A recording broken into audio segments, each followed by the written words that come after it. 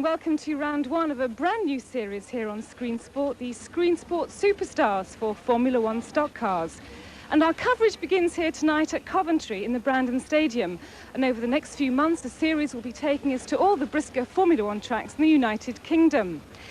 Well, the good weather might not have come here to Coventry tonight, but some of the sport's top drivers have, including Peter Faulding, the world's #1, and the 1986 points champion, Frankie Wayman. Frankie, how are you looking forward to the 1987 season? Very much. We've started off well, we've done 5 meetings, and so far with 5 race wins, so we're starting okay.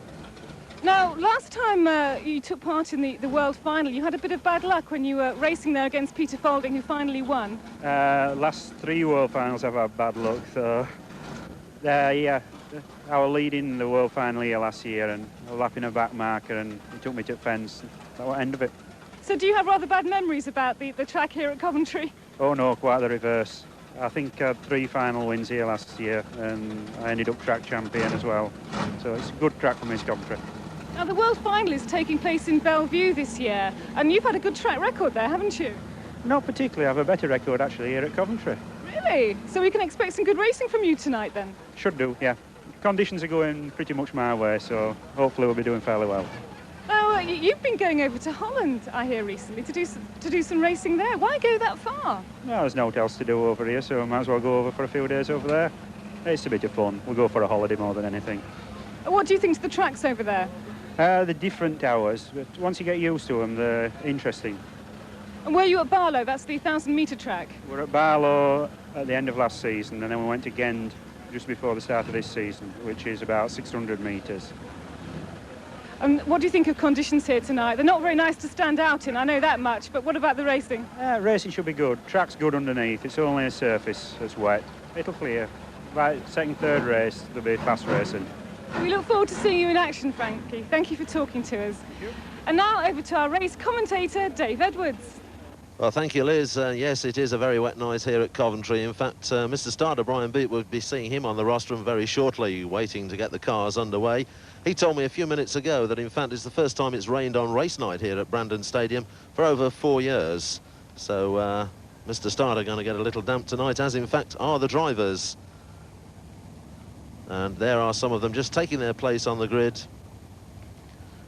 So 1 or 2 of those cars are going to be pretty unrecognisable after 16 laps around the very wet Coventry Shale tonight.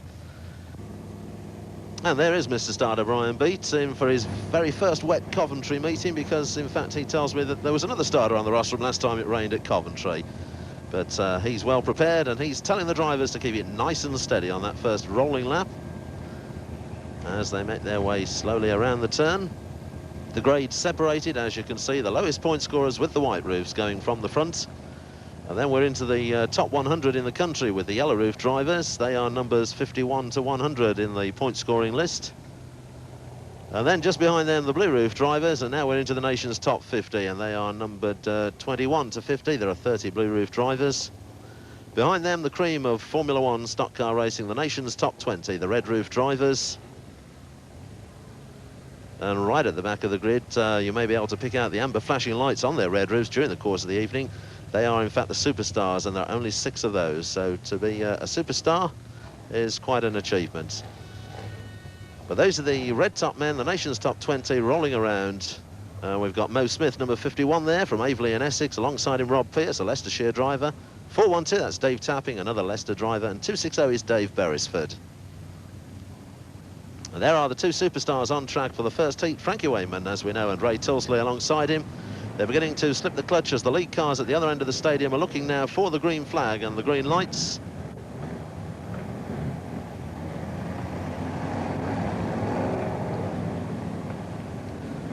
Mr. Starter not letting them go that time, not at all happy with that rolling lap. So Mr. Starter going to send them round again. And it is, of course, entirely up to Mr. Starter whether he lets them go. If he's not satisfied that they've stayed nice and steady in those grades, then he won't let them go.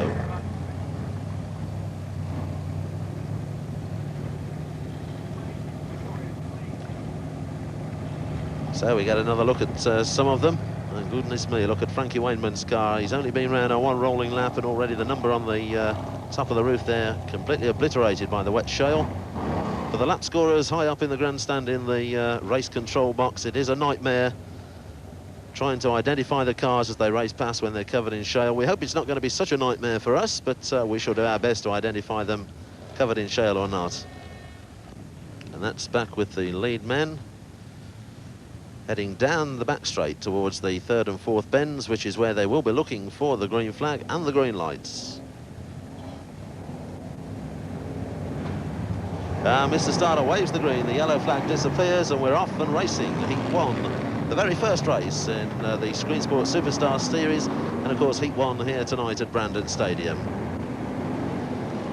And the speeds are certainly going to be down as they crawl down to that first turn. And there's someone in trouble straight away. That's Lionel Shore from Luton in 362, who's got his car on the infield. And the lead man's drifted out wide to the fence. Very easy for the cars to drift out wide on the sort of track that we've got tonight. And I think it's 110 who's leading the way at the moment, Ray Scriven. And there's a four-car tangle, in fact. Gary Castell with a large roof fin just going through, and then Wayne Handley just sorting themselves out. And it really is going to be survival of the fittest tonight on these very wet conditions. They're coming through down the home straight there. There's Wayne Handley. He's just spun into the fence. He's now trying to get his car sorted out again. It's the second time we've seen him in trouble. And we're in the very early laps. And that's our race leader. That's Ray Scriven in 110. Ray from Fairford in Gloucestershire, been around the sport some 12, 15 years now. Very experienced driver, but certainly not in the top 20 anymore. Going down through there, the chasing pack. The cars in the minor places. And already difficulty in identifying some of those cars as they roll on through. That's Bo Smith, one of the star men in 51. Coming through from that Coventry turn back into the home straight, there goes Frankie Wayman in 212. And Frankie Wayman finding the conditions not that bad, because he's moving up through the places now into the top three, I think, and getting closer. But that looks like the lead man. That's Ray Scriven in 110. Oh, and there's somebody trying to get back to the pits rather early. That's the pit gate, and somebody just chugging into that pit gate there. Oh, that's race leader Ray Scriven in 110, but he's gone wide, very wide on that pits bend, and there's Frankie Wayman, I think, going past him, and it looks as though Frankie Wayman has taken over the lead. So there we are, Frankie Wayman through to the front of the field from the back grid starting place, making it look so easy as he goes down the home straight there through the traffic, finding the conditions not as difficult as the rest of them are making it look.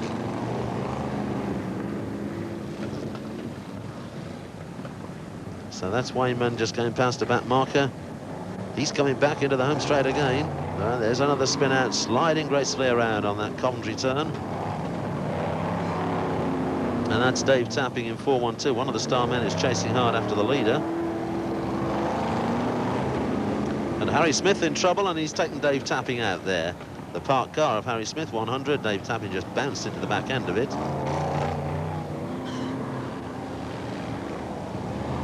So Wayman the leader, Ray Tilsley in 85 is in second place at the moment.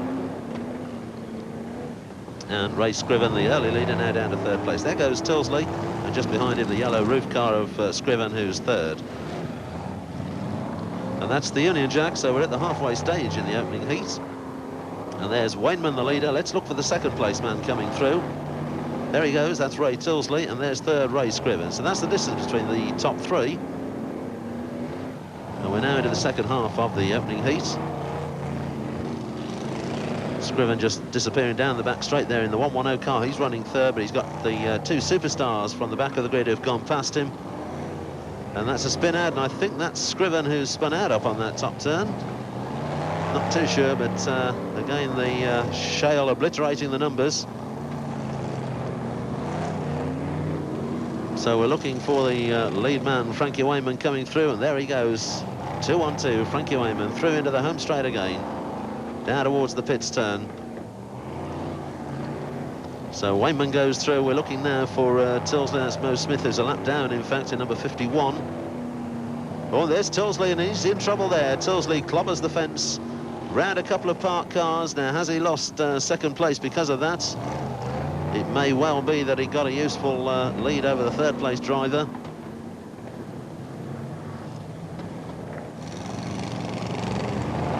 So there goes Tilsley, 85, after that little shunt down on the pits turn. So there are a couple of the lowest placed drivers. Les Spencer just gone through 98. He could still be up with the top 6. And there's Steve Ferris, we just saw driving from the fence. Somebody else clobbering a parked car. And as you can see, wheel handling is very difficult. The drivers will describe to you that it's just like driving on ice, the sort of thing that we all do in the winter. Well, that's what it's like for the drivers out there tonight. And we're heading for the closing stages now, just a couple of laps to go. Frankie Wayman still has the lead. Throwing that car around the bends, managing to keep it into a straight line in the straights, showing his wheel handling skills, the skills that made him the national points champion last year.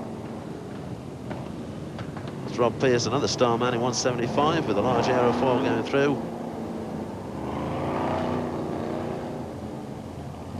And there is Wayman, Frankie Wayman in 212. He's on his last lap, in fact. He's coming through. That's the Coventry turn. There's Mr. Starter just getting the flag ready. The checker flag's about to fall.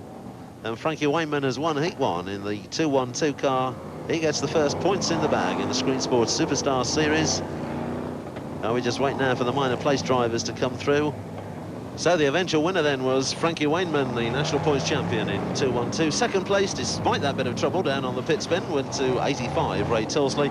And third place went to Jeff Nichols, a B-grade driver from Melton Mowbray, in 215. Well, I said that we've got some top drivers here tonight, and with me now is the current British champion, Nigel Wharton. Nigel, are you looking out for the World Championship this year? Yes, I'll certainly be trying my best this year. I had a bit of bad luck last year, but I'll be trying hard this year. What did go wrong in the final? A car bounced out the fence and just caught me, and I spun out, and it wouldn't restart, so I couldn't carry on. What do you think of the conditions here tonight? A lot of people look to be having a lot of difficulty in the racing that we've seen so far. It's mainly the weather. It makes it very difficult sort of racing in the wet. But I think there'll still be some good racing as it dries out later on. It looks as though the times are going to be quite slow. Yes, it's the weather. It certainly affects the time. Just it's a nice, steady, careful race to begin with. See how it goes. Now, you did very well as soon as you started in this sport. In your first 2 months, you went from novice to being a star. Did that surprise you? Yes, it did a bit, but my father raced before and I had raced another Formula, so it did help me. So that was the reason. In fact, you became infamous because you started driving Formula Ones before you passed your driving test, didn't you? Yes, that was certainly right. I actually failed my driving test the first time, but that's how it goes. Well, obviously you've got plenty more years ahead of you in the sport, and we look forward to seeing you in action later tonight. Yes, okay, thank you very much. And that's what they're racing for tonight, sponsored by one of the local breweries, Mitchells and Butlers, known as the Brew 11 Man of the Midlands Trophy. And that's what the beer is doing on the trophy table, along with the trophies. And Mr. Starter there stands up, tells the drivers to get ready. Starts moving back down the grid. And Mr. Starter just telling them to keep it nice and steady on that rolling lap. And I must be honest and say I'm glad I haven't got to clean his shoes tomorrow morning.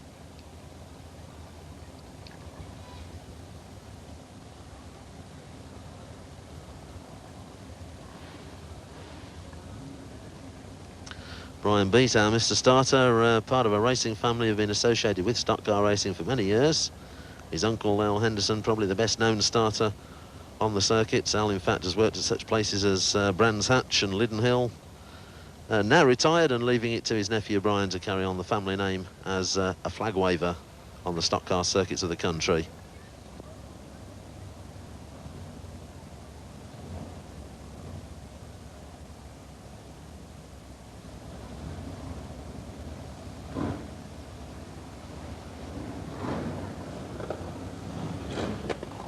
And we're off on the rolling lap now, moving into the second qualifying here. Once again, they race over 16 laps. The first 8 cars transfer directly to the feature race of the night, the grand final. And those who don't come in the first 8, well, they have to try again in the consolation event if they're going to get through to the final. And with 3 qualifying heats, the top 8 go through. That's 24 cars. In the consolation, it's just the first 6. There are the lead men on this rolling lap, the white top drivers.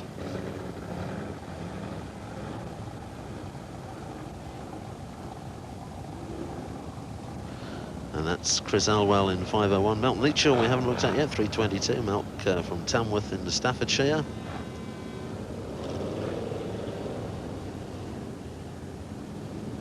Those are the 5 Blue Roof drivers, the A-graders.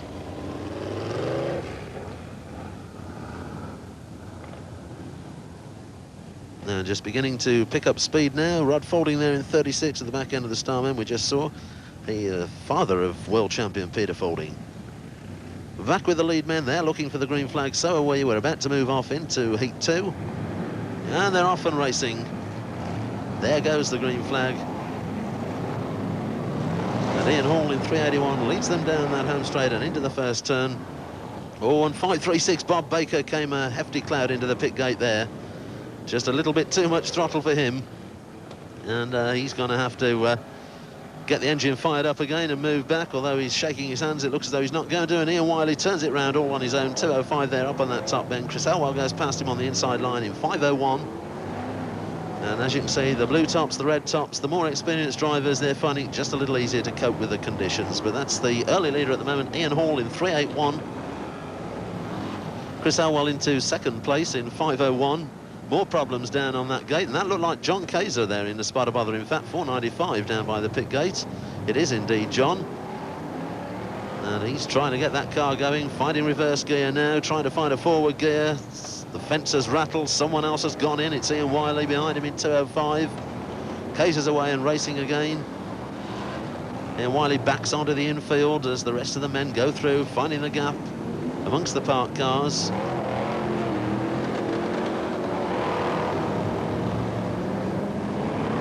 And that's Ian Hall still leading the way in 381. He's on the back straight now, down towards the third bend. And there's Bob Baker, he's climbing out of the car. We saw his car hit the fence early on 536. Trackman there just checking that he's okay. Yes, he's probably a bit bruised and winded, but he's okay. Leaves his car on the track and hopes that nobody else piles into it during the race. And that looks like the leader in trouble. 381. So I think Chris Elwell will have taken over the lead position now in the 501 car.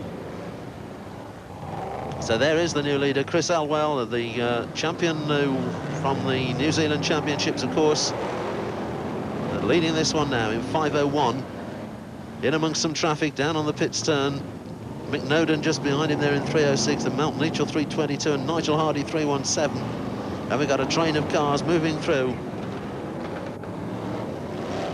So Elwell the leader then in 501, back onto the home straight he comes. Under pressure, being chased along from behind. And there's Booth in 446, he's on the inside line. McNoden trying to get through in 306. An acknowledged wet track expert is McNoden in 306. Leaning hard there, finding the right line. Booth just glides away into the fence in 446.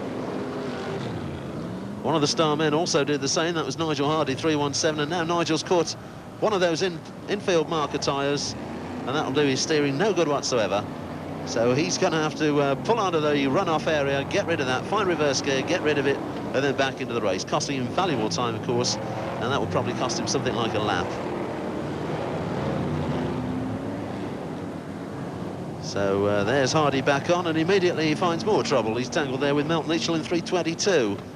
But he's managed to shake that little problem off. That's the Union flag. We're into the second half of this heat. That's the signal to the drivers. And it's probably a relief to some of them in conditions like this. Still Elwell the leader then in the 501 car. Down the home straight he goes. McNoden close behind him in 306. And a bit of traffic. The back marker's just in front of Elwell there. McNoden nudging one of them out of the way.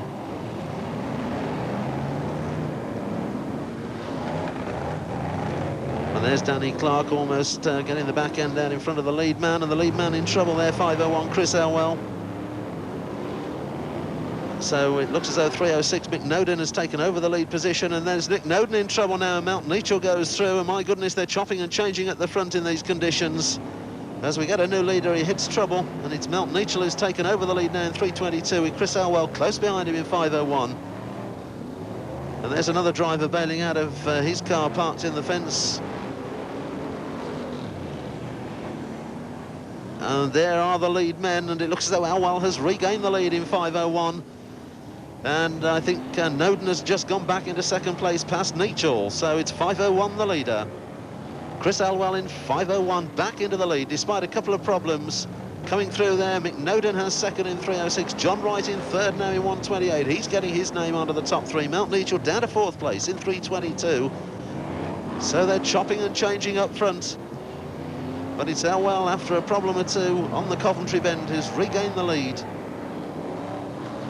Steve Booth there sitting in his car, in the 446 car. He's parked up well and truly in the fence down there. Doesn't look as though he'll be going much further in this one. And one or two cars coming to grief at the end of the home straight. Oh, and Elwell, the leader's in trouble. And that's Dan Clark, I think, that he's tangled out with onto the infield. Elwell driving over the front end. Just look at the back wheels going then as he tries to find traction on that very wet infield. Desperate to get back onto the track as soon as he can, but still losing a lot of ground. And just look at that as he goes through a puddle there. The red hot engine just causing steam to fly up.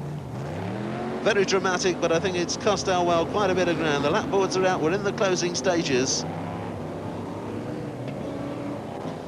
So Elwell struggling further on down after that trouble, and McNoden has taken the lead in 3:06. There he is, just going through, and John Ryder was in the top three. He's caught a barrel and he's gone in 1:28.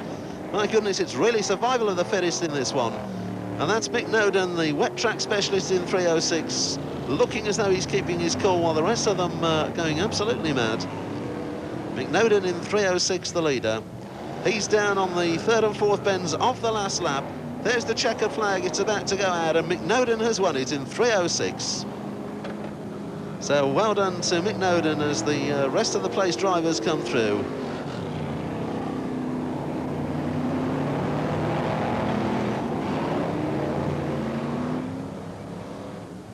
So McNoden then the eventual winner after all those problems during that heat.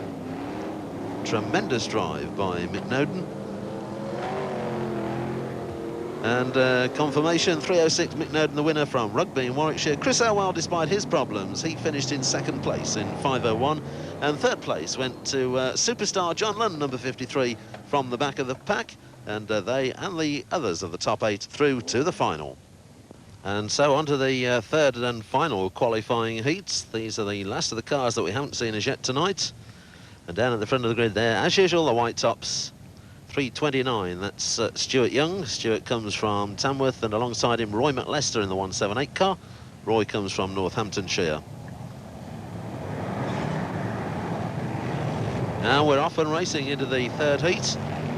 In between heats, the tractors have been out trying to scrape some of the wet, loose shale away to the outside, which might just give them a bit more grip down that inside line. We shall see as the race unfolds. There goes Dave Mellor in 3:04. We've lost Keith Riley there, 3:28. He's turned it round.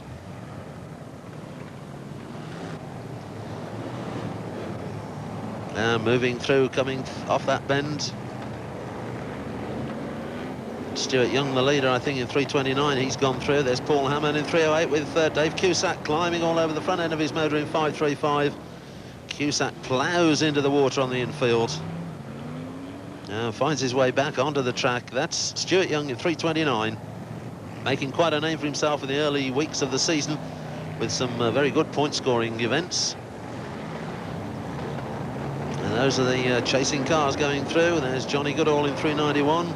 Large aerofoil on the car. John was telling me earlier he's got a sponsor now, so he's had to increase the size of the aerofoil to get the sponsor's name on it. And that looks like Nigel Wharton going through in 4:22. We saw Nigel earlier on. And there he is in his car and racing hard.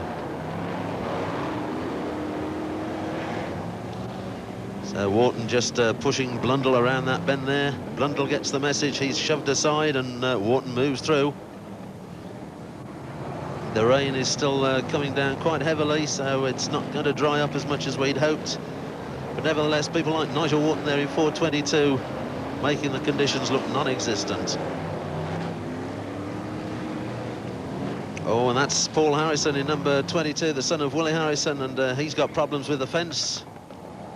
And in the driver's own language, the fence has leaped out and grabbed him there. He's trying to drive that car forward, and I think that, yes, there you can see the back fender there has got the fence hooked over it. And it looks as though a couple of those ropes might just be a little loose now after Paul Harrison has tried once or twice to get out of it. And looking for the lead man, 347, Andy Shore. Gary Walker in trouble in 181, another one who's backed into the fence. Spins the wheels as he tries to get back on, finds a car. There's Chandler's, in fact, right across his path. Oh, and that's Dave Cusack just coming to test that fence post in front of us in 535. And somebody wants him to test it again, which he does very nicely for us. That's Gary Heap in 188, assisting Dave Cusack with the fence testing. But Dave's quite satisfied with that fence post. And we're looking for the lead man now, still Andy Shore, I think, in 347. There he goes through, down the home straight, in towards the pits bend. And Nigel Wharton motoring through very nicely, is up into second place, in fact, in 422. So it's Shore the leader, there he is in 347, Wharton behind him, and Shore's lost it, cooked himself up on the Coventry bend. And that should put Nigel Wharton in the lead in 422. There he goes, into the lead. Nice shot of him back end drifting into the straight there and down into the bottom turn. Bert Finnegan, another superstar there in 55, close behind Wharton, putting the pressure on him, and there they go. Two of the big champions in the sport, Nigel Wharton, the British champion, Bert Finnegan, the European champion. We're into the second half, there's the Union Jack out. And it's these two superstars who've fought their way to the front to battle it out in the second half of the race. Finnegan quite good at playing cat and mouse there, gives Wharton a tap and eases through on the inside. Now will Wharton try to get back at Finnegan, or is Finnegan going to get away? Well, at the moment it looks as though Finnegan's going to get away. He's crept away. There's Johnny Goodall just trying the fence down on that bottom turn in 391. And Finnegan the leader, number 55. Finnegan from Leek in Staffordshire leads Nigel Wharton in 422 there, another Staffordshire-based driver. Those two superstars first and second in this third heat at the moment. And that's Finnegan the leader then, coming through from that Coventry turn, and he's creeping away from Wharton. You can see the steam rising from the tyre on Wharton's car there. So much traction as he trying to get down on the track. Finnegan the leader, Wharton second, 55 from 422. And we're heading for the closing stages of this third heat. Some back markers in front of Finnegan, another one behind him.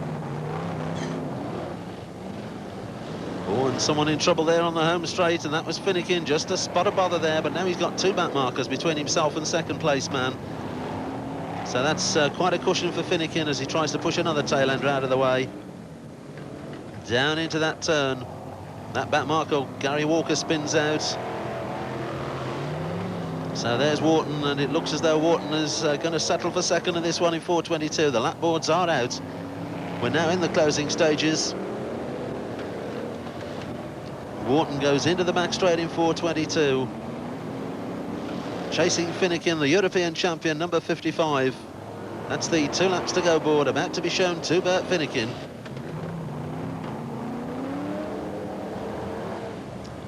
Finnegan goes through there nicely, smoking the tyres despite the wet track.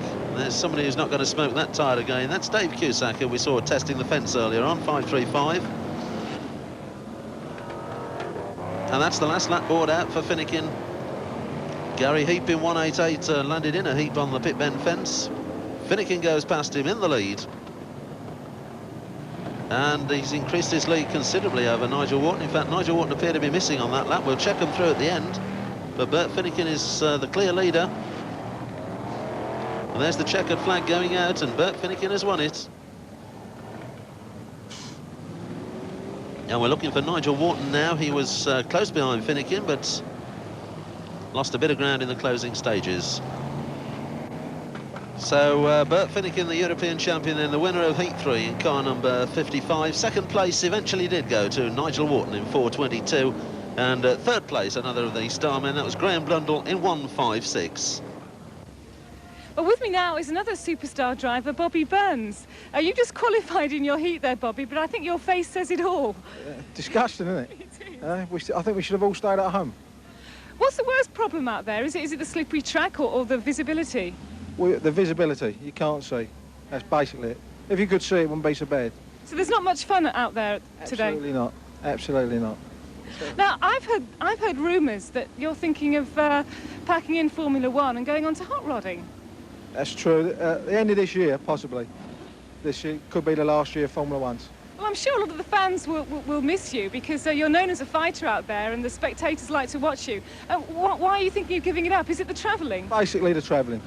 It's to compete at the level we are now. I cover anything between 6 and 1,200 mile a weekend, depending on whether there's 2 meetings or 4. And it's just at the end of the year or halfway through, it's too much. Because you're one of the very few drivers from the south, from Essex. That's correct, yes. Which is ironic, really, because that's basically where it started. Now, with the track opening at Mildenhall down in Suffolk, do you think that's likely perhaps to attract more interest in the area and more drivers? Yeah, hopefully, because it's a very good family sport and good entertainment. Whereas other forms of short circuit racing perhaps get people think they're a bit boring, but with ours there's plenty of action normally, other than on a night like tonight, because you can't. The main thing tonight is to survive and finish the race. Well, you qualified, so that's something, isn't it? Yeah, that's something, yeah. Do you think with the track opening at Mildenhall, if I can just take you back to that, is that likely to attract some of the Speedworth drivers, do you think? Yeah, I think up to now we've possibly had, I know we've had 2 come from Speedworth, possibly more. But you see, it still only leaves on 1 track. Depending on where they live, and also the difference between Speedworth and us is ours are a lot more expensive. So that is another minus as a plus for Speedworth. And on nights like this, you wonder if it's all worth it. On nights like this, you think it's definitely not worth it. Well, we'll see you in action later. Thanks for talking to us. And now back to Dave Edwards. And we're rolling for the Consolation Heat, and in fact Bobby Burns took 3rd place in the previous heat, Heat 3. We have had a couple of instances tonight where the charts have been rechecked, and Bobby Burns was noted as the 3rd qualifier there. Graham Blundell, who we originally gave 3rd, in fact finished 4th. So Bobby is through to the final, and this is for those who haven't reached that stage yet, the Consolation event. Last chance to qualify for tonight's final. We've seen all these cars once tonight in one of the 3 heats. So they know the conditions they're contending with out there, and they know they've got to come in the first 6 during the next 16 laps to get through to that final. Some of the star men who didn't make it at the first attempt. Dave Mellor there in 3:04. And of course the world champion Peter Faulding, who had problems in his event earlier on, Heat 2. The green flag is waved. Peter Faulding will be hoping for better luck in this one, as indeed will all the others in the Consolation event, trying to get through into the first 6. And my goodness, some of the low graders are in trouble in the early stages. 2 or 3 of them spun out onto the middle. First of the star men going through there, Nigel Hardy, Dave Tapping, Mike Shirley. And we're looking for the lead man coming through at the end of lap 1. And it's Ian Wiley in 2:05 who has the lead position. Going through there, the wheels locking up, and Gary Walker goes to the fence in 181. Gary Castell in number 8 goes with him. That's Wiley the leader. Ian Wiley in 2:05. And a couple of cars hooked up, gently sliding towards the fence there. Oh, and some of these low graders are really in trouble. That's Steve Booth in 446 on the middle. The lead men go down the back straight, Ian Wiley, and he's in trouble now, and he's found the wrong line and shoots off onto the middle. And that's put Ian Hall into the lead now in 381. That looks like him coming through from the Coventry turn into the home straight, past the start-finish line. Ian Hall the leader in 381.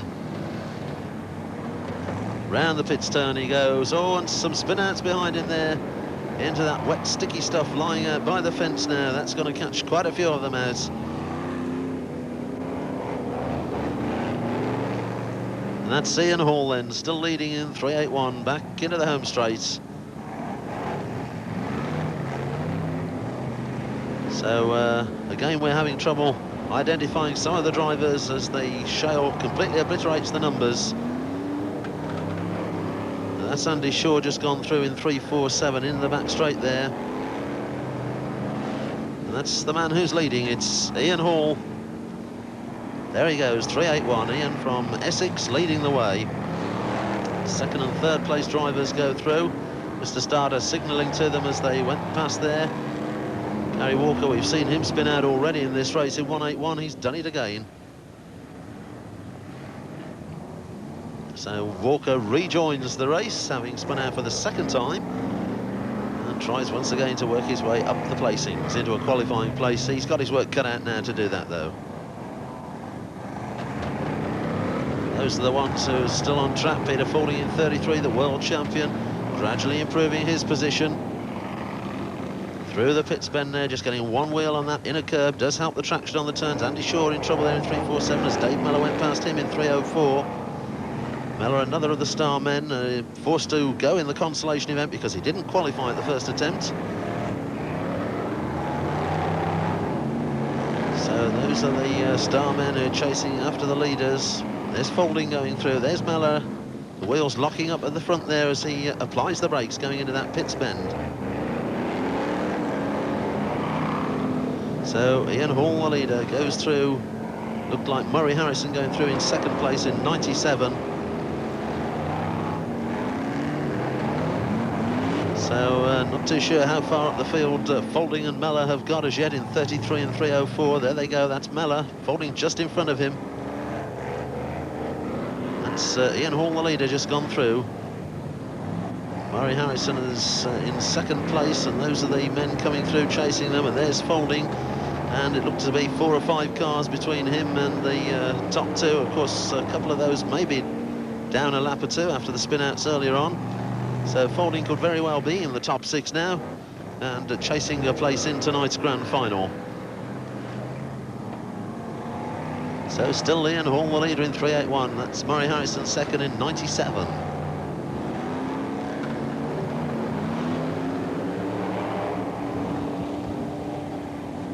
And that's Fording, that's Mellor there, just being chivied along by Andy Shore in 3.47. So Andy Shore staying with the pace at the moment. That's the Union Jack. We're into the second half now of this consolation event. And there's Gary Walker yet again, down on that pit bend, just having a swipe at the fence in the 181 car. Gary obviously fed up of this race and desperate to get back into the pits.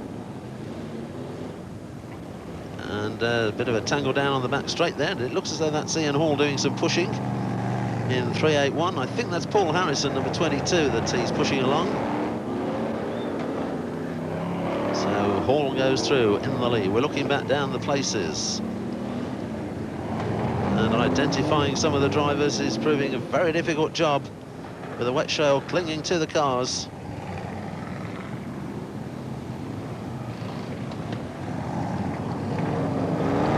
Well, that's Paul Harrison in 22 battling with Ian Hall, the 3.81 car, and Fording has gone. 33 Peter Fording out of the race, and that means he won't be in the final tonight, so he's not going to score in the Screensport Superstar Series on the opening round. The world champion pulls onto the infield and out of the race. 3.81 Ian Hall lost the lead momentarily, but he's regained it now. There he is going through down towards the pit bend. Paul Harrison, he's already been in trouble once or twice in this race in 22. Down the places. And that's our lead man, Ian Hall. He goes down the home straight, and we're not far off the closing stages now, with that white top from Essex. Ian Hall still leading the way. And I know Ian would be very well pleased if he could win a race at Coventry Stadium. He's been a stock car fan for many years, and it's only in the last 2 or 3 years that he's got on the other side of the fence and started racing. And it would be a dream come true for him if he could win a race here at Coventry. There's Keith Riley in 3.23, Paul Harrison 22. And Harrison and Riley having a little tussle there. Riley found the better line through on the inside, and Harrison slows down on the outside line. And the lap boards are going out. We're into the closing stages. And Ian Hall still has that lead position. And he's got now just under 3 laps left to run, and he'll be feeling the pressure there. Down the back straight. And Dave Tapping in trouble in 4-1-2. Another star man finding the conditions not to his liking. And there's Ian Hall. He's now got less than 2 laps to run, and my goodness, it's beginning to look as though it could be on. A win for this white top driver from Essex. There he goes through down the back straight. He's coming back into the home straight again, and he's looking at the last lap board this time. 3.81, Ian Hall on his last lap, winning a consolation event at Coventry. Down into the back straight he goes. He's just got to keep it steady down towards that 3rd and 4th turn, around that bend and back to the home straight. And he's going to be a very popular winner. The supporters love the low graders to beat the star men. And there's the checkered flag goes down, and Ian Hall has done it. It must be a dream come true for him to win a race at Coventry Stadium. And what's more, he's through to the final of the first round of the Screensport Superstar Series. Tremendous win. So Ian Hall confirmed as the winner then of the consolation event, the driver of car 381, a long-time fan turned driver, and how he must be proud of this moment. Second place went to Malcolm Burton in 27, another low-grade driver, and third place went to Keith Riley in 323. Well, with me now is a very happy man indeed. That's white top driver Ian Hall, number 381, who just won that consolation race. Fantastic victory. Yes. Well, conditions are really bad out there. That's a new car as well tonight. I had a bit of bad luck in the heat as well. You see I've got a puncture. I clipped that car. So I'm really glad. It's a new car today. Roger built the car, but I've been spending it all since Christmas. Every night, whenever I've been off, all the hours under the sun to get it finished. And it's first time out tonight. Well, that's a fantastic start, isn't it? Does that mean that you're going to be... I won the heat, really, shouldn't I? It would have been even better, wouldn't it? Of course, you must be looking forward to the final. It's your first time in a final. Problems with the back end. When I clipped that car in the heat, I'm not sure it's bent the axle or something like that, but there's no brakes. So there's a bit of a problem there, really. Well, it's a tough night for driving, I think. Now, Ian, apparently you used to sell magazines here. Right, yeah, known as Halls and Rules. And we used to sell around the country, well, many years. Must have been 10, 15 years, we sold magazines. So it must be all the more marvellous for you to win here at Coventry. Well, it is. It's the first time I've qualified for the final. So the first time you qualify, and I won as well. So can't ask more than that, really. So it's worth turning out in the rain? It was, yes. I was dreading it. I wasn't going to unload the car because it's raining coming up. I didn't want to get the paint wet and that, but it was worth it. It's definitely worth it. Well, we very much enjoyed that race, and we look forward to seeing you in the final. Very, very best of luck. I'll see you here again, hopefully. I hope so. Bye-bye. Now back to race commentary for that final. So the cars are rolling now for tonight's grand final, the feature race of the night. This particular one sponsored by Brew 11, a local brewery, for the Man of the Midlands Trophy, but also, of course, the first round of the Screensport Superstars. All the qualifiers from the 3 heats and the consolation, 30 cars on track, 20 racing laps. That's the green flag, they're away and racing.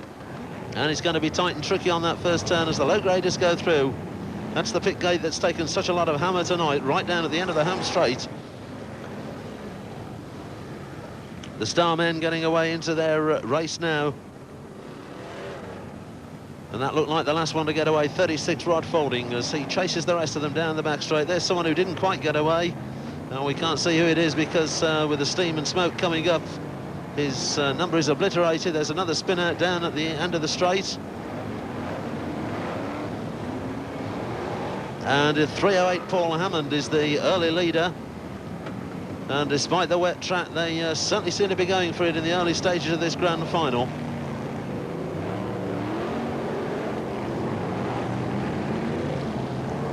And those are the back-enders going through, and that looks like the lead man. That's Paul Hammond in 3:08.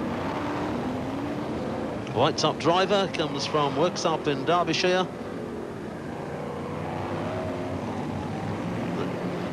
That looks like Frankie Wayman going through in 2-1-2. Doing a bit of pushing and shoving there, trying to improve his placing. The tangle down at the pits end of the stadium. And already 2 or 3 of them on the infield. That's Mount Nietzschel on the left of picture there, 322, the blue roof car. And he's out of the running at the moment. And really, as the cars thunder by, covered in shale, it's getting very difficult to pick out who's who. That's Mark Webster, the first of those three cars. John Wright pushing his way down into that turn in 128, one of the Star Grade drivers. John from the Nottingham area and doing some pushing and shoving, but gets the wrong line there into the back straight and loses a bit of ground.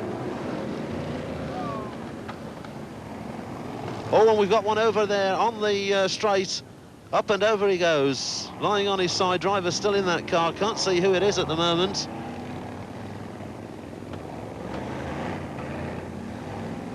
And the yellows are obviously out, the waved yellows. The race comes under a period of caution whilst the St John ambulance and the track officials get across onto track to have a look. Still unable to identify the car and the driver for you. There's Ian Hall just walking through shot on the infield, so he's obviously out of the race. We saw Ian talking to Liz not too long ago. So Mr. Starter continuing to wave the yellow flag, but the rolled car has now been righted, the driver being attended to by the St John ambulance, and the race about to come back under racing conditions.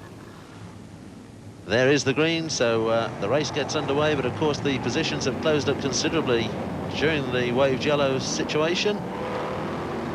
So down on that first turn, the race leader Paul Hammond in 3:08 immediately comes under pressure from those chasing him and loses his ground, and there's a tangle right in front of us down on the pits bend. And it looks as though it's Rob Pearce who's taken over the lead position in 175. With Frankie Wayman, I think, behind him in 212. That's Pearce and Wayman going through shot there.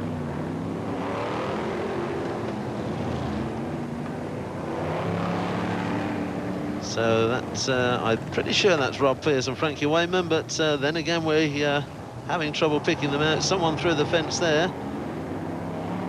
And that fence is coming for quite a hammering tonight, and it looks as though Wayman has taken over the lead position now in the 212 car. So he's moving down the back straight. Frankie Wayman in 212 now through into the lead. Down the home straight they go.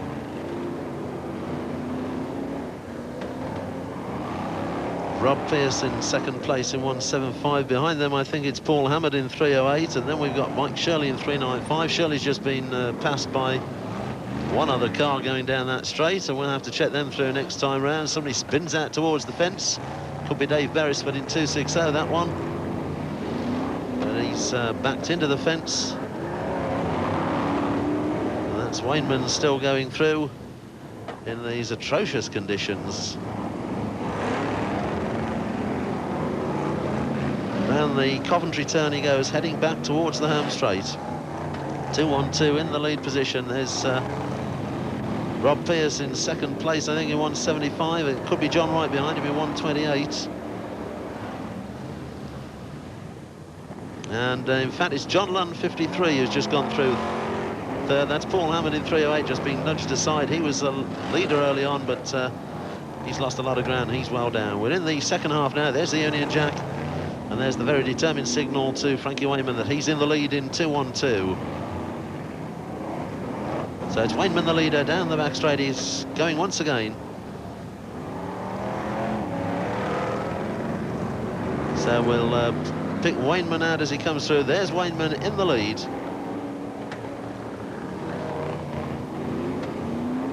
So here are the cars chasing Frankie Wayman. I think that's Rob Pearce second in 175, and John Lund was third. Last time we looked in 53. And that's Ray Tilsley, I think, in 85, who's just gone through in fourth place.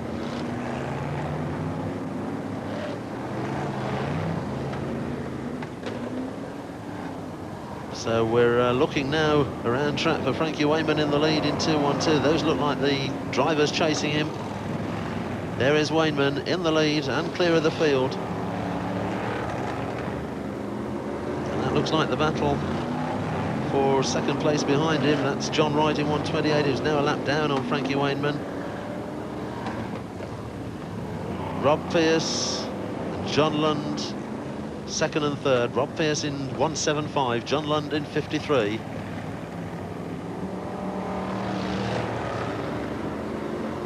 But in conditions like this, just one slight mistake can cost you very dear. So Wayman doing his best to avoid those mistakes. He's got a couple of back markers between himself and the chasing cars now. And it could be that John Lund has gone second in 53.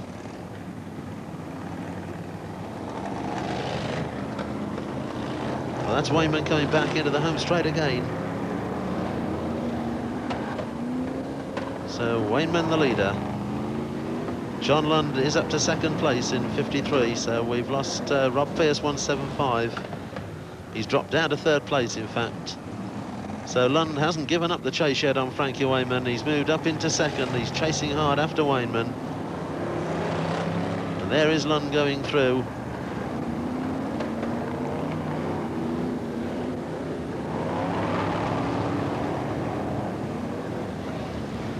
We're into the closing stages then. They've got less than 3 laps to run now. Back marker spins out in front of Wayman up on that Coventry turn. That's second place going through, so John Lund not too far behind Wayman. There's Wayman disappearing around the bend in front of him with less than 2 laps to run. But it's beginning to look as though Frankie's only got to keep it steady over those last couple of laps to secure a victory in the first round of the Screensport Superstar Series. So the last lap board goes out for Frankie Wayman then. He's on his last, heading for victory.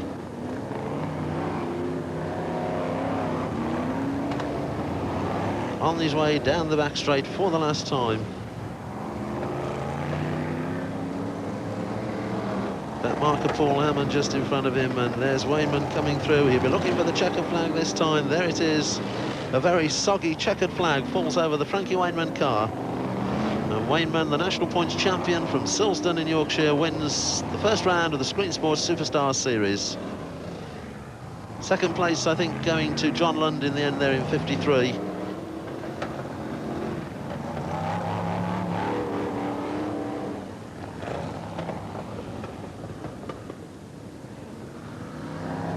And the red flag is out, indicating the end of the race, and the Mr. Starter there, Brian Beat, throwing the flags away.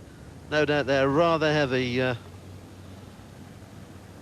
Not at all happy standing there in those conditions. And of course the drivers won't be too happy either, having to drive in them. And there in the background, the scoreboard lighting up the numbers that have finished in the top places in that grand final. Frankie Wayman the winner in 2:12. Second place to 53, John Lund. Third, 175, Rob Pearce. And fourth and fifth there, Bert Finnegan in 55 and Ray Tilsley in 85. And there's the green flag, and we're off into the last race of the night, the Grand National Championship qualifying heats. And there's a spin out straight away right in front of us, 3:29, Stuart Young. But we're a little short of cars in this one, just 12 cars in fact to race, so the race distance has been reduced to 12 laps. And after a night like this, it's hardly surprising. In fact, it's amazing that we've got as many as 12 cars. But still, the bumper work goes on in good old stock car style as the race gets underway.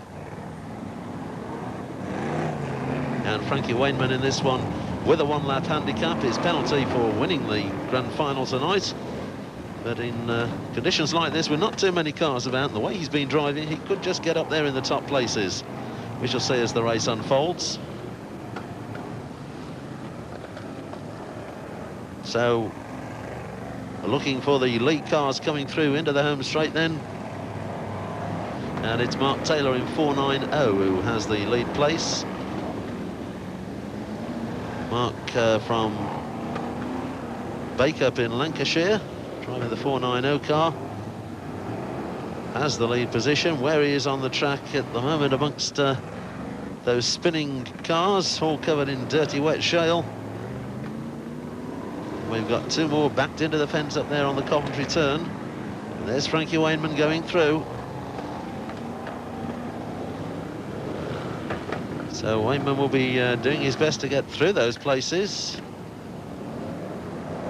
and to possibly win this one, which would of course make it maximum score, winning the heat, the final and the Grand National heat in the same night. Very rarely done, and that's what Frankie's trying desperately to do.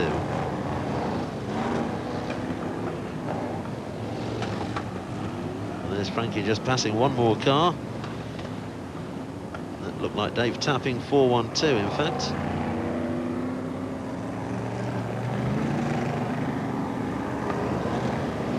So the cars virtually unidentifiable as they go past. There's one we're sure of, that's Frankie Wayman, because we've seen an awful lot of Frankie tonight, especially on the winner's rostrum. John Wright, I think the one in front of him is 128. And last time round it was 490, Mark Taylor in the lead. And there's the Union Jack. And we're into the second half then. It is still Mark Taylor in the lead in 490. Dave Beresford second in 260. And there's John Wright and Frankie Wayman. Wayman on the inside line in 212, just nudging right aside. That's another place gain for Wayman. John Wright just having a go at Frankie Wayman's back bumper there. Wayman moving away from him now. And there's someone hitting the fence rather hard. A lot of steam coming up from the front end. Could be that a rad hose or something has gone. We're unable to identify the driver. Conditions really beating us tonight, but we're well into the second half of this one. And camera crews also suffering out there in the wet, and the cameras themselves. But we're through with the last race at the moment. We're heading for the closing stages, and that was 3:23. Keith Riley, I think, who's just turned it round. He's caught a tyre. He's on the middle there, ploughing up the grass. He's got a tyre stuck under the front. He's giving it plenty of revs, trying to get some traction. Well, it's very dramatic and very good, but it's not getting Keith Riley anywhere. And Dave Beresford, 260, has taken over the lead. There he goes, through shot. On the last lap, Mark Taylor still in second place in 490.